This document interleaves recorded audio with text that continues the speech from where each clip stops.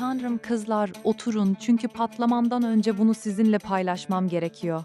Erkek arkadaşınız varsa, kalbinizi hızlandıran ve başınızı döndüren o anı yaşamışsınızdır, değil mi? Dünyada en çok sevdiğiniz kişinin yapmak istemediğiniz şeyleri istemeye başladığı o an. Yemin ederim bunun başıma geleceğini hiç düşünmemiştim.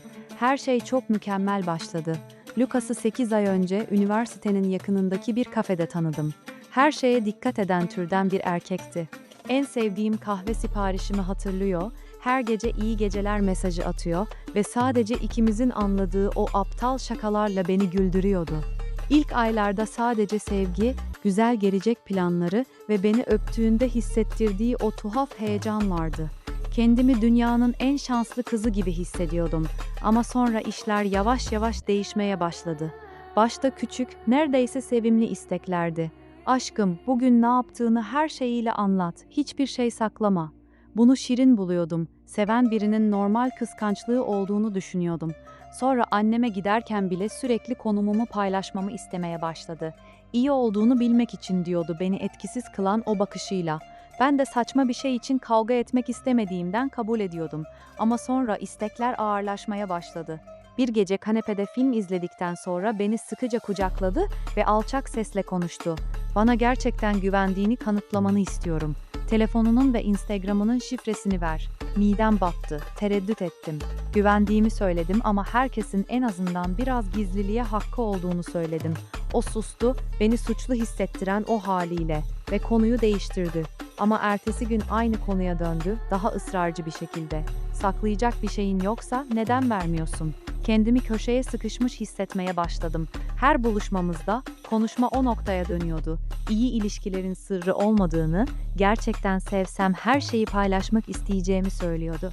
Bazen şaka yapıyor, bazen ciddi bir şekilde onu kaybetmekten korktuğunu söylüyordu.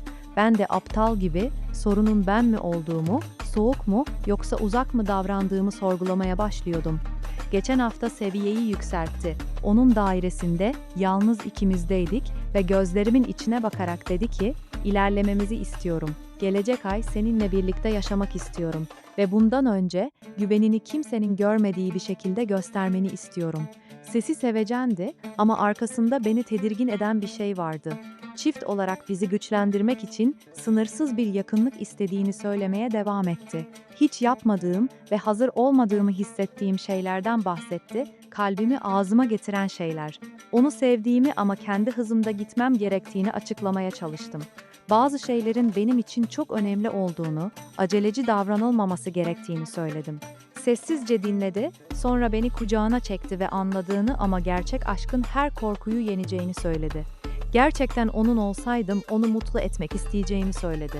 Baskı inceydi ama sürekli. Her mesaj, her telefon görüşmesi, her buluşmamızda istek yeniden geliyordu, sevgi kılığına bürünmüş olarak.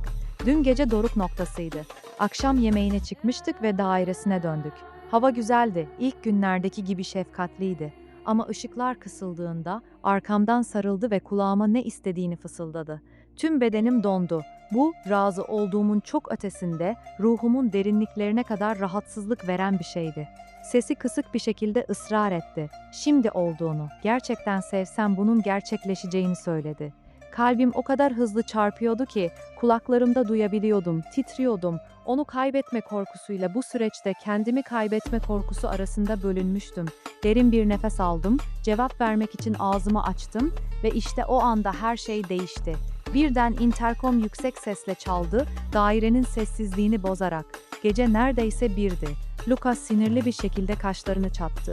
Hızla uzaklaştım, ne olduğunu henüz anlamadan rahatlamış hissederek. Kapıcının sesi cihazdan geldi. "Sayın Lucas, aşağıda acil olduğunu söyleyen bir bayan var. Adının Beatriz olduğunu ve şimdi sizinle konuşması gerektiğini söylüyor. Gergin görünüyor." Yüzü tamamen değişti. Bembeyaz oldu. Bu ismi tanıyordum. Beatriz onun eski kız arkadaşıydı. 1 yılı aşkın süre önce ayrıldığını ve artık hiçbir şey ifade etmediğini yemin ettiği kişi.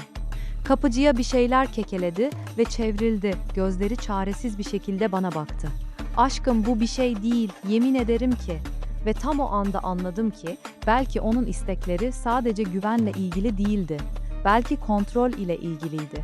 Belki hayal ettiğimden çok daha büyük bir hikayeyi keşfetmek üzereydim. Kızlar, bunu size anlatırken titriyorum. Sizce ne yapmalıyım? Benzer bir şey yaşadıysanız veya şu an yaşıyorsanız, yalnız olmadığımı bilmem için beğeninizi bırakın. Kanala abone olun çünkü bir sonraki videoda onunla birlikte Beatrice'i karşılamak için aşağı indiğimde tam olarak ne olduğunu ve ortaya çıkan gerçeği anlatacağım. Kaçırmayın çünkü sonrasında yaşananlar her şeyi değiştirdi. Bildirimi açın ve aşağıya yorum yapın. Erkek arkadaşınız tarafından hiç istemediğiniz bir şey yapmak için baskıya maruz kaldınız mı? Bana anlatın, yargısız, burası güvenli bir alan. Sizi bir sonraki videoda bekliyorum. Öpücükler ve kendinize iyi bakın, tamam mı? Gerçekten sizi saygıyla karşılayan birine layıksınız.